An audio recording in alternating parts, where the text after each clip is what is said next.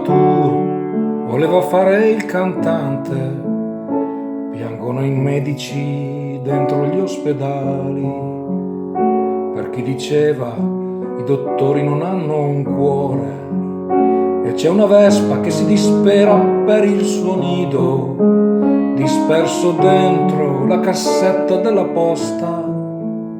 Fuori non passa ormai più anima viva, l'unica in giro avrà circa 90 anni, ma si rinchiude tutto il giorno in casa e crede che sia ammalata tutta l'aria.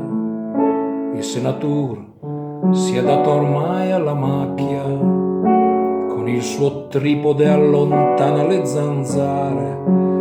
Mi sembra un vecchio raccoglitore di cotone, con la chitarra che suona all'imbrunire e la sedia dondolo che dondola per tutti. Come bilancia soppesa le stature, c'è il pronto pizza, consegna a domicilio. I serial killer hanno perso il lavoro, ma non avranno di certo alcun rimborso. Come gli imprenditori lavorano col nero, noi ci illudiamo che qualcosa sia cambiato. Per conto mio devo essere accecato, perché non vedo nient'altro che egoismo.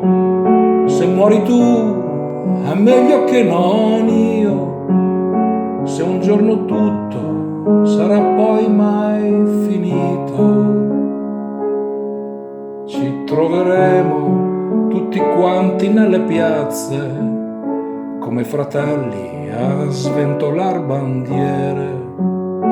I più spavaldi ne avranno a due colori, un lato rosse e l'altro lato nero, e l'altro lato nero.